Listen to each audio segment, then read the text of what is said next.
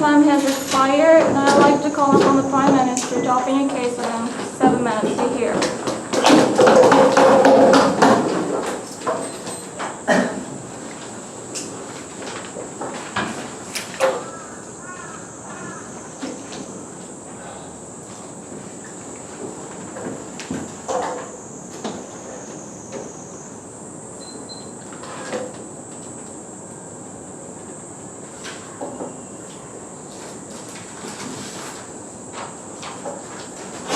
Mr. Speaker, when Sharapova was extremely annoyed by the existence of paparazzi, she realized that increased media exposure only leads objectification and consumption of female athletes as a sexual object.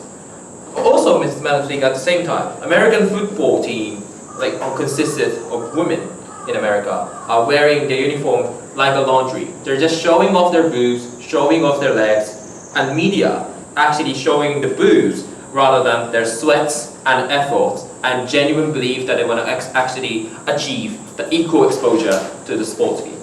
That we actually want to embrace the feminism, the idea that all women should be emancipated or actually free from the discrimination and preconception which is historically constructed. Some sports or entire sports are for guys. It's also for women, and it's also must be provided in the very genuine form of the sports, not something distorted by the sexual media.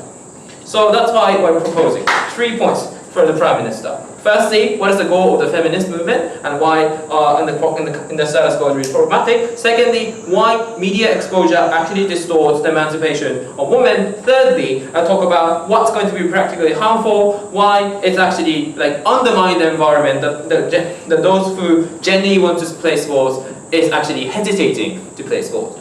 Our model is really almost like nothing is a belief motion. We actually clarify our stance. We actually want to support the people who actually play sports in equal situation as guys, not in any other distorted situation provided by gender discrimination. Any clarification? Cool. Moving on to my first point. So what's the goal of the feminism, Madam Speaker? So it's emancipation from the stereotypes. So that regardless of gender, you should be valued as a human being. That's what feminism has been pushing for. That's why we actually remove the job discrimination when it comes to the recruitment. We actually remove certain discrimination when it comes to the lifestyle. You're allowed to be a single mother, or you are all allowed to be a woman who has been consistently working in the company and showing the great existence, rather than actually taking care of the children. Also, we actually talk about the power balance within the household. Sometimes it's okay for the wife to become more powerful than the guys. We actually remove all of those historically constructed discriminations. When it comes to the sports case specifically, Madam Speaker, this woman actually wants respect as a human being, as a sports player, not as a woman having big boobs, Madam Speaker, right? By actually breaking the gender norm, we actually need the equal representation, just like we see in terms of football, right? We actually cultivated some kind of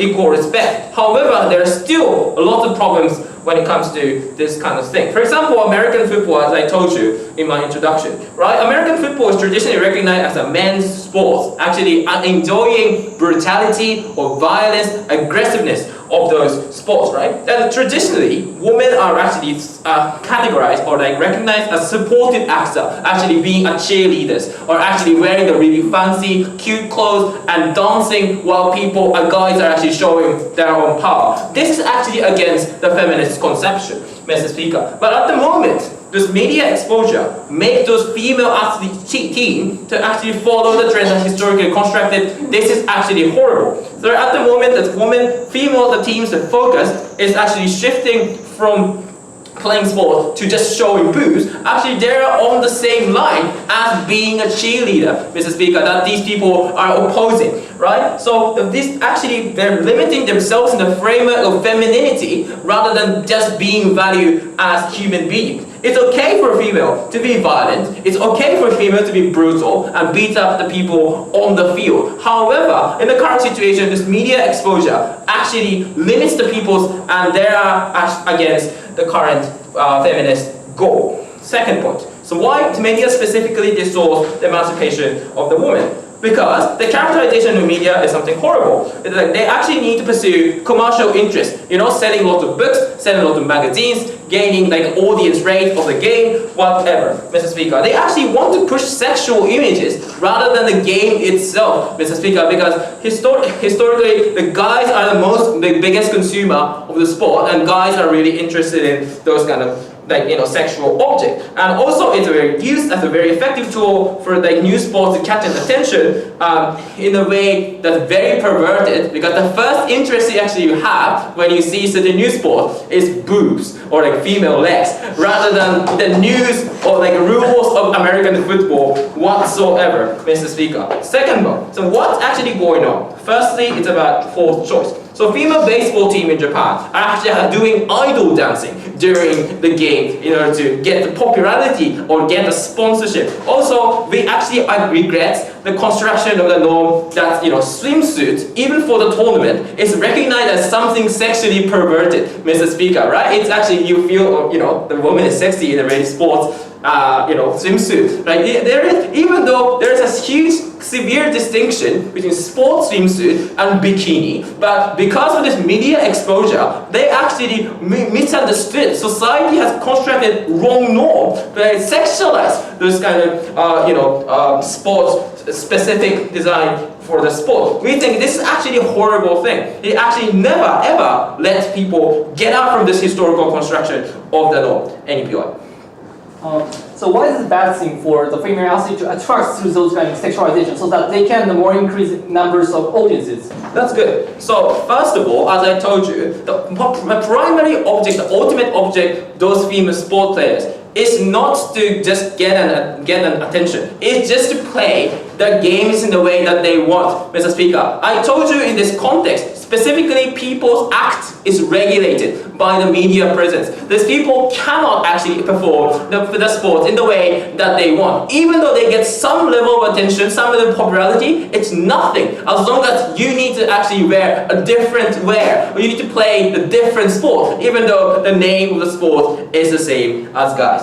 So second of all, even though, Mr. Speaker, third of all, what's the practical harm? There are three harms basically. First of all, some people actually self-disqualify themselves from playing sport because in the media portrayal, right, the cute girls are actually being recognized and being popular, and if you see, okay, this is the way I'm going to be evaluated, right, not about how well I perform, how I'll pay, and people actually be reluctant in continuing the sport. Also, some people have to quit to be playing sport even though they actually want to do so. And lastly, it is actually a horrible thing. We see a lack of role model that actually genuinely playing and enjoying the sport and gain the popularity in the way that female wants. At the moment, we see a little number of the women actually try hard. People, the entire scale of the people who try hard is going to be entirely diminished. For the sake of female, we're very proud for those.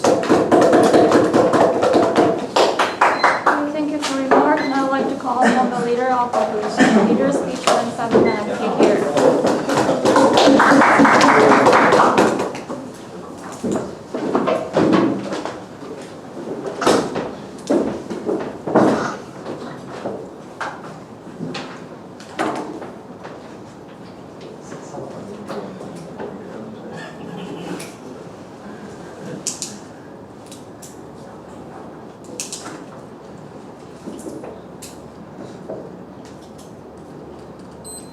So what we've got from the side of profession is a very idealistic world that women can genuinely freely play sport. But the premise of that side of the house is the sexualization of women and playing sports is mutually exclusive. It's not, right? Even if you are sexualized, you can still play game in the first place. Well, that's why we don't think what kind of exclusive harm on that side of the house, which is incredibly damaging when that is the case. But on our side of the house, what we'd like to prove to you is that in the status quo, because yes, there is an unfairness between male and female, especially male sports tend to be more popular and have more capital and more audiences. But in order to collect that gap, we think that to drawing attraction from the audience by sexualizing women is the only way and the most effective way possible to practically improve the situation that we're women in. That's the stance on this side of the house. So I'm going to examine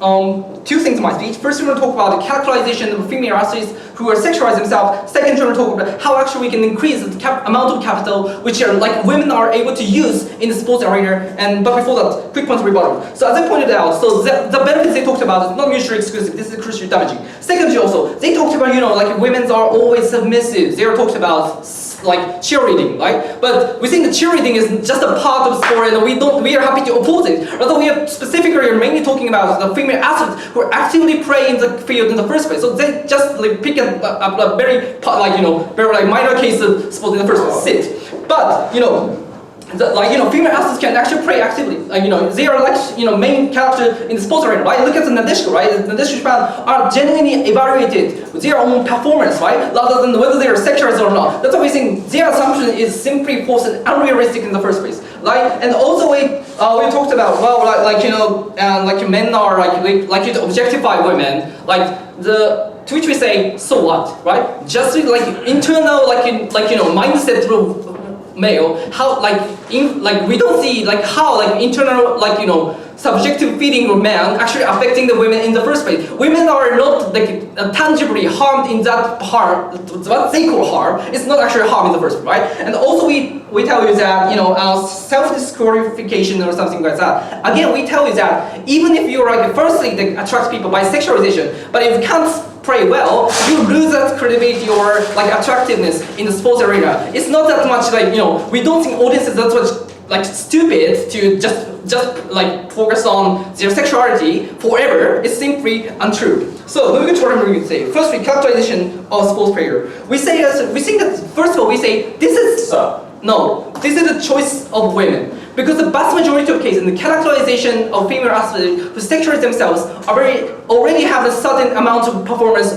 capability. Like the case of Sharapova, like the case of, I forgot the name of it, the volleyball player in Ukraine, for instance, who was called very beautiful. But these players already have enough capacity to play in that specific sports arena, right? So because this is precisely because the media have an incentive to get profit from it, like sponsorship. But they know the fact that if the female athletes do not have capacity to keep playing an active role in the sports arena, they lose that benefit, right? That's why we think the media have an incentive to pick and have strong capacity in the first place. So based upon that, we think that's why we say this sexualization is actually choice of those women. Try to focus and try to get more attraction and the more capital, more better environment to make their performance better, right? In that situation, we don't see why we think as a feminist we can oppose that individual choice to make their performance better. We think it's unjust. Yes. So if you're suffering so much and there's a guy offering a food, if you become a slave, and do you still call it a choice? We say it's not straight, right? The analogy is based upon the fact that the sexualization of women is straight. It's simply not. We told you the reason why it's consent exists, right? So second, why the sexualization uniquely attracts appeal from audience? Three levels of analysis. First, sports media, because often the women show up in the media, sports media, which have focused on diverse sports, right? Sports media focus on many variety of sports, so that it means appeal to the sports fans who have different kind of sports fans, right? Even if you're tennis player, you can also because those sports media is watched by the soccer fans as well, right? So that's the issue. We said we can appeal to the vast majority of sports fans through that specific media, right? It's quite effective to appeal to the people who are currently not interested in that sport in the first place. Second level analysis is attracted by the sexual. We think the sexual attractiveness is becoming a good trigger for the fans who are not currently interested to actually interested in that sport. Why? Because the consensus in this space is men are more likely to be attracted by the sexy women, right? This is consensus. In that situation, men who now, for instance, if I am a soccer fan and I'm not interested in tennis, but if I see the Sharapova, maybe I was actually interested in tennis, right? So that we can increase the numbers of audiences in the tennis in the specific field, right? And also we say.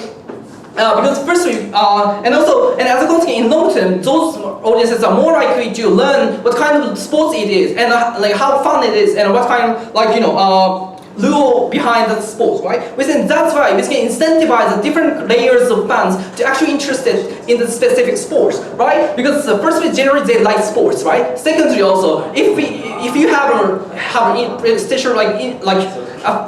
affection with a specific player, you have a genuine incentive to know more about that specific individual and know when that female athlete plays a really good performance in the sports field, right? In that situation, with their incentive exists, and we can incentivize those players to be a long-term fund for those specific individuals. Why is that so important? For several reasons. First, we think it's also good for individual level. Why? Because you can increase this kind of political capital or financial capital from the sponsor, right? So that, for instance, if you are if the female athletes can now play in domestic league, can actively participate in compete with the international sphere, so that you can increase the massive choices of those individual players in the first place. But second level is that we can also choose the potential female athletes in the first place, because we think in the reality, the sports is a zero-sum game. The numbers of funds, the numbers of money that funds spent for a certain sport is limited, and then status quo, the male sports are more popular, and then they dominate the kind of resources limited in the society. Rather than our policy or this kind of sexualization actually shift that limited resource towards the women, so that we can increase the more numbers of leagues, more numbers of games. It means the more we can see the more spots of potential professional players of female athletes, right? It increases because we think even if under the status quo, the women who do want to be female athletes have only limited spots for it, but we can increase it, those kind of spots in long term. For those reasons, we're very proud to oppose.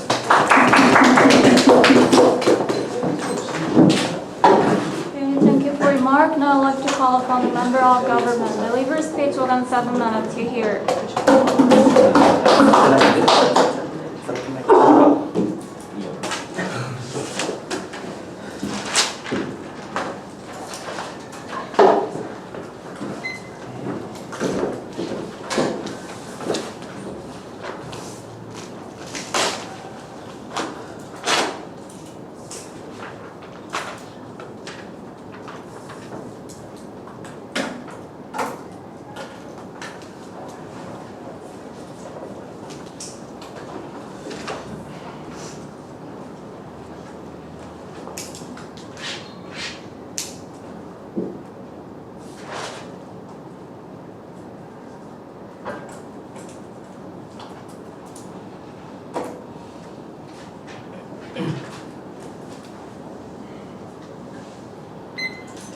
Mr. Speaker, basically what we have told you through the example of cheerleaders is that the reality of the United States is that men play American football and women only play as cheerleaders. And cheerleaders, it is a dream of all girls in the United States to become a cheerleader and to be a partner of the captain of the American football. And on the side of the American football players, their dream is to be a good American player because they can have sex with the cutest girl on the campus, i.e. the cheerleader.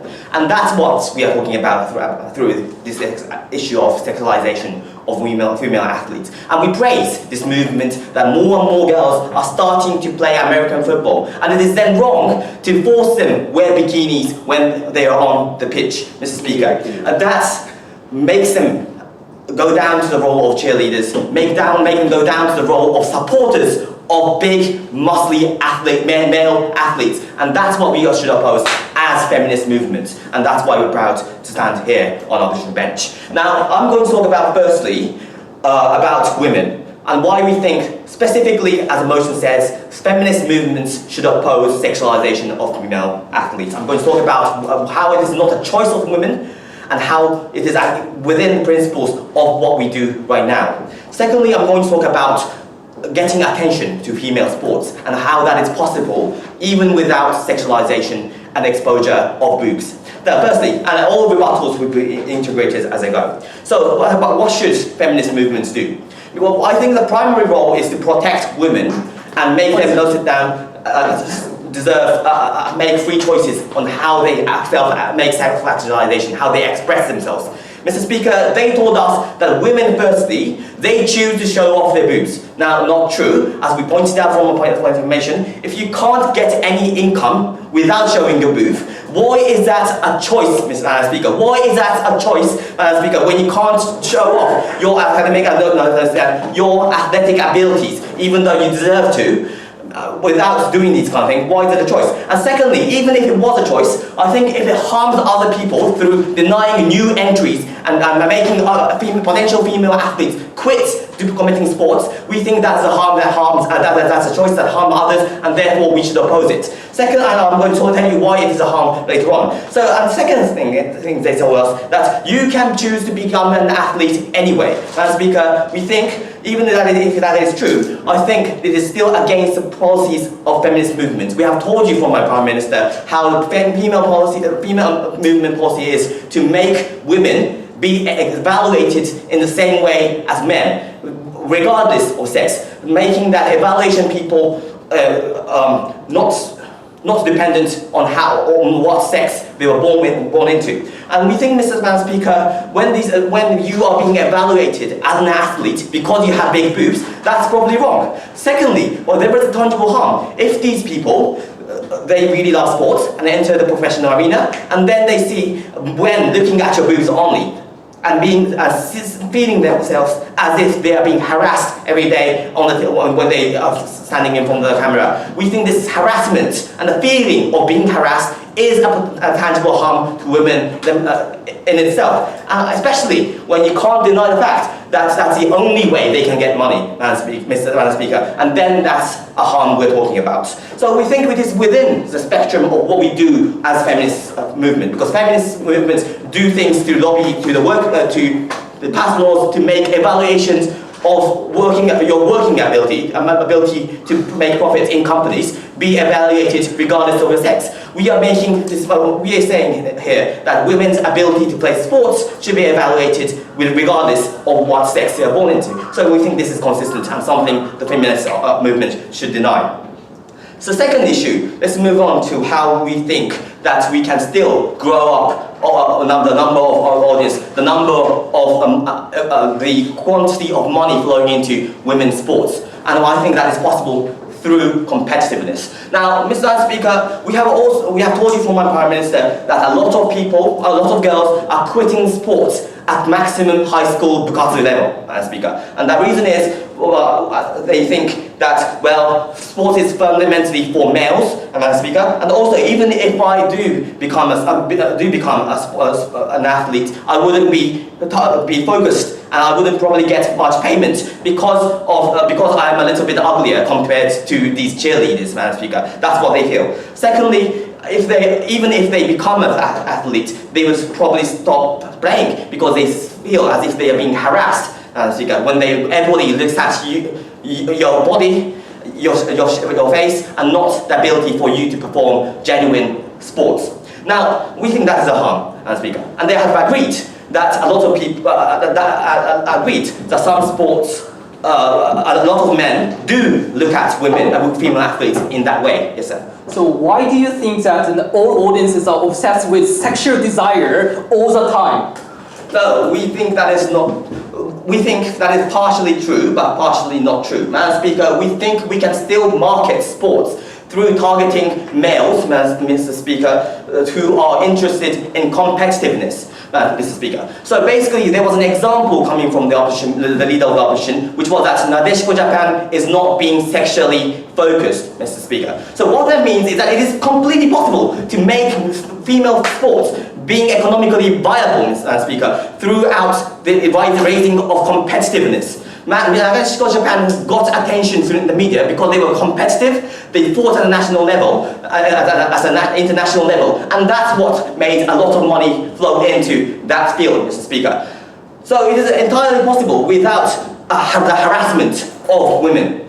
And that's why we think our point still stands. And the impact of that is very important because we can create more women start to play female football because they see Nadeshiko Japan as the role model. And when more people join in, obviously more competition is formed and more media attention is going to be formed and therefore more money will go in. I think personally it is important for the economic benefits of women because women tend to be paid less when they work in the normal offices with men. And then if they can get a lot of money, they can use it for their self-actualization. Also, another thing in terms of self-actualization, if they love sports and if their identity is constructed through the fact that they love sports, they will want to be seen as an athlete. That dream is now being stopped because men harass them on the camera. Mr.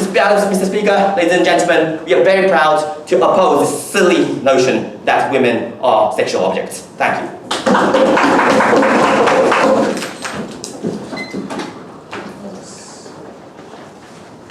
Okay, thank you for your remark. Now I'd like to call from the member of the opposition. Leader speech within 7 minutes. You hear.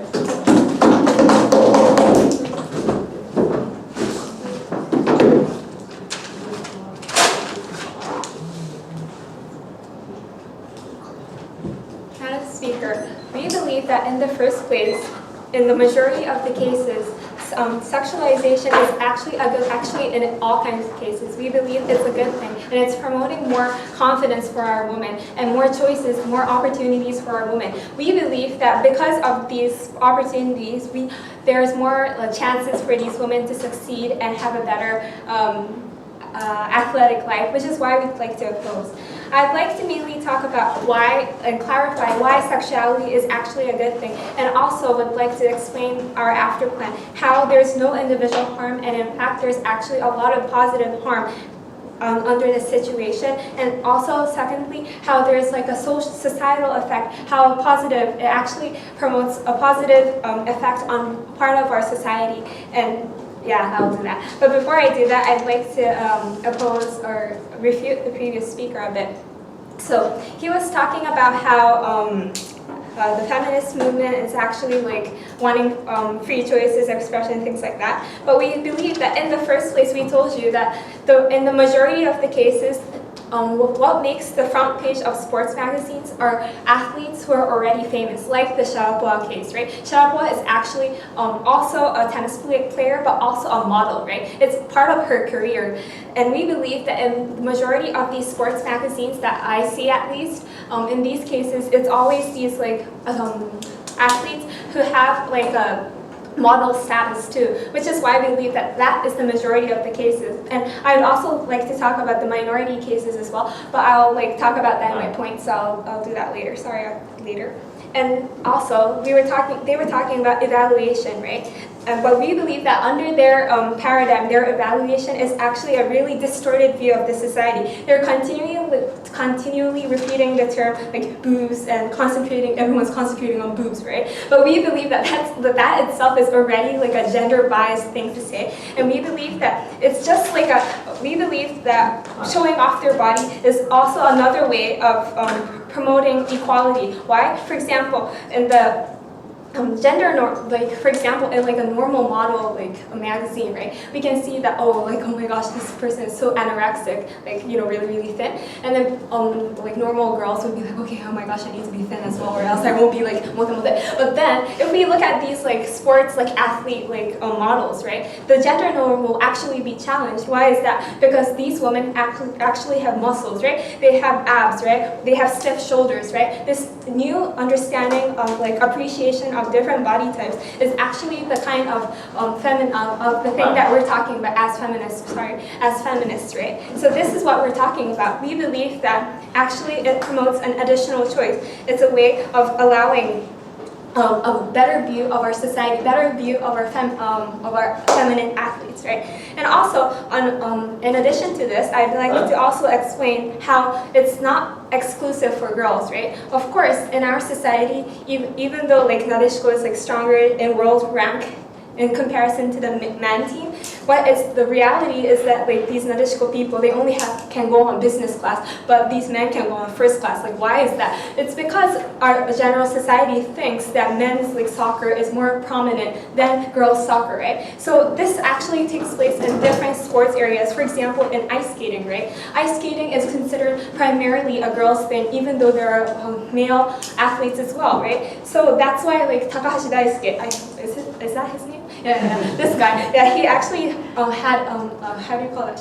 Photo album thingy about his like personal like life, not him skating, but his personal like photo like album thing, right? Photo magazine, yeah. And my friend was like a fan sign. And anyway, so in that case, he was the model, right? And we can clearly see that what happened. First of all, he was trying to boost his confidence, but second of all, he was trying to boost the idea of how figure skating should also be for guys, right? We can clearly see the message behind this. He's trying to promote figure skating for guys, right? So we're talking about this particular kind of situation also valid for the girls' situation, but because our society is unfortunately so distorted to the men in areas of sports, this is why we can clearly see a lot of objectification. But as I already told you, this is not really happening.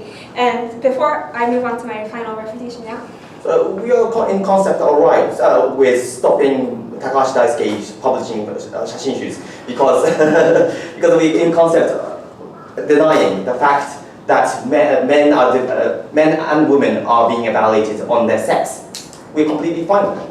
Okay, but we believe that we're saying, what we're trying to tell you is that this is a way of our choice, right? It's our way of promoting more athleticism and more understanding to the general public of what sports is supposed to be, what kind of sports is out there. So this is our main message to you. And finally, yeah, I think that was it of my refutation. So I'd like to move on to my points, right? So how, as my partner told you about, there's no individual harm even if we take this one, and number two, the societal effect. So first of all, we believe that sexualization is actually a good thing. Why? Because we believe that as feminists, we really take pride and proud in how our sexuality is a part of our identity, right? And we believe that as feminists, they should take pride in their feminism.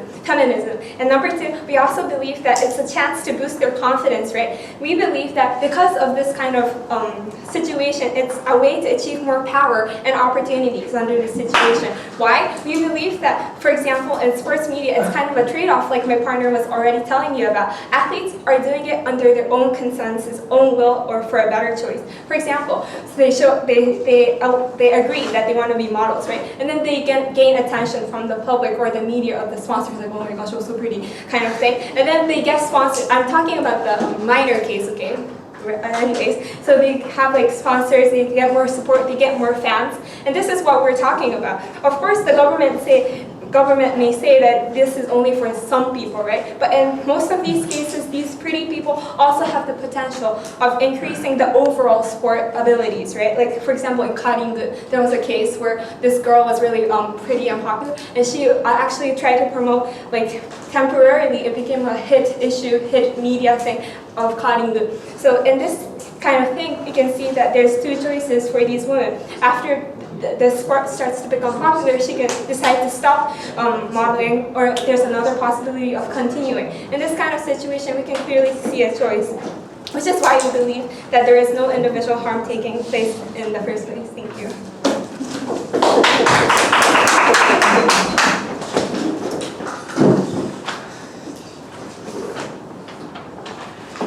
Okay, thank you for Mark. Now I'd like to call upon the leader of the proceeding to conduct this debate within 4 minutes. We hear.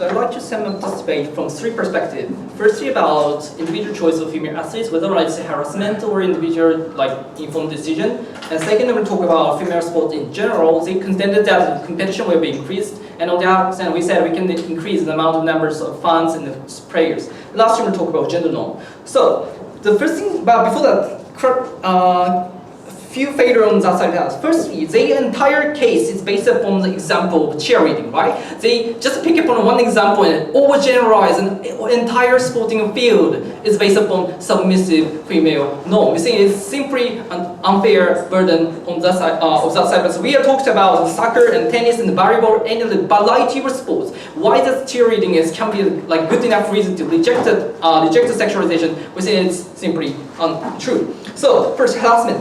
So they said the only tangible harm from that side of the house is sexual harassment. Well, we think the sexual harassment is really bad, but sexual harassment is, whether or not it's harassment or not, it's based upon consent of women. So the question here is whether that women consented to that point.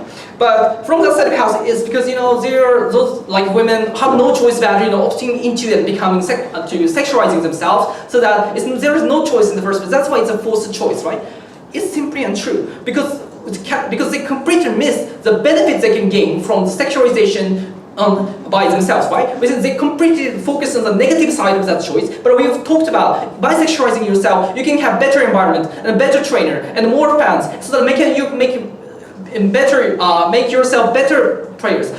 Women actively choose to make this trade-off. But secondly, also this is clear difference here. They never characterize what kind of women sexualize themselves. We create content that these women are likely to be not poor. They are already famous and have a choice in the first place. But they actively choose to be more active in, for instance, international spheres, to get more opportunity to be more active in the sports arena, right? So that situation, we don't see why it's a forced choice. This is genuinely consented choice in the first place, right? They try to choose any trade-off, right? But any choice is based upon trade-off of what you sacrifice for it to get certain benefit, right? Since such situation is not forced choice. Secondly, also within there are cases that they positively choose to become sexualized themselves, to be proud of being proud of your part of identity, like your body image, right? You can be part of active, you can be a sports player at the same time you can be the fashion model or the kind of model like Sharapova, right? They deny the kind of individual active choice to become other kind of lower in society. We think it's quite more offensive for those people. But secondly, also we say with our female sports, their logic is this: competition will be increased. That's why they're the quality of playing may be better. But first of all, so there's no mechanism at all as to how their policy is going to change that. Just because we sexualize women, because still under their logic, still sports arena is male dominant, so that how can women suddenly stop hesitating to go to there in the first place, right? There's no mechanism at all. Just stopping sexualization doesn't mean that increasing competitiveness of sports in the first place. This is crucial factor on that side of house. But on the other hand, what we told you is a very realistic analysis as to how the women can use their own body to attract and gain the more capital, right? Like those funds or better environment and money and so on and so forth. Within this more realistic analysis, and we clearly told you what the incentive of sports media and the fans and also the women themselves. Right? So comparatively, our analysis is more realistic and we can get more positive effect on that, and also increases potential female athletes so that we can increase the size and the scale of the sports, female sport itself. It's incredibly better. And lastly, gender norm. They told us gender norm is problematic, but even first of all, there's no tangible harm on that side of the house, no explanation. But we told you that even if it's important, we recently told you, rather we can show them the counter narrative by saying, for instance, Sharapova tend to be more masculine rather than compared to the feminine women, so that we can give them different body image and increase the choice of women. The women can be masculine, right? Rather we say even in gender norm, even it's important, where our side is superior on that side. For those reasons, we're very proud to this. For remarks, and I'd like to call upon the Prime Minister again to sum up this debate within 4 minutes. You hear.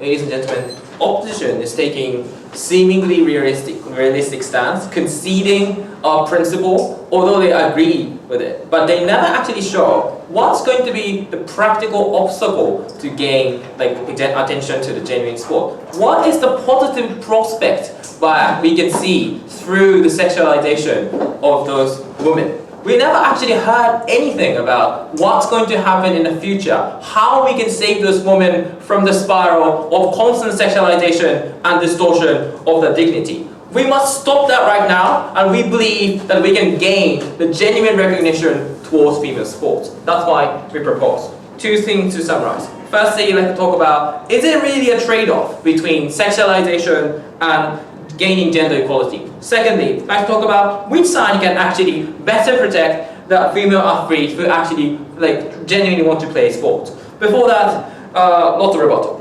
So one, they talked about, we only talk about female football, American football case. Not true, right? You had a lot of examples from my speech. Also, I can name so many people like Kimura Saori, or Asao Miwa, or Ogushio. We can have a lot of examples proliferating in our society, Mr. Speaker. They're kind of misrepresenting our case. Second rebuttal, they talked about, Sharapova, Takahashi Daisuke have career as a model, they can actually gain confidence. But it's an assumption, right? Why they can automatically gain confidence through the media exposure? At the moment, you have better exposure to the society, as well as you have the increased number of support. You gain more criticism from the society. You gain that you're not good looking or you're not playing very well, and you gain less confidence. That's why Sharapova has a long-term slump, even though she was a really good sport player. That was the case from our side of the house. And also, this way of gaining confidence is fundamentally wrong. I told you, this media shapes society in a way that women is only evaluated based on appearance.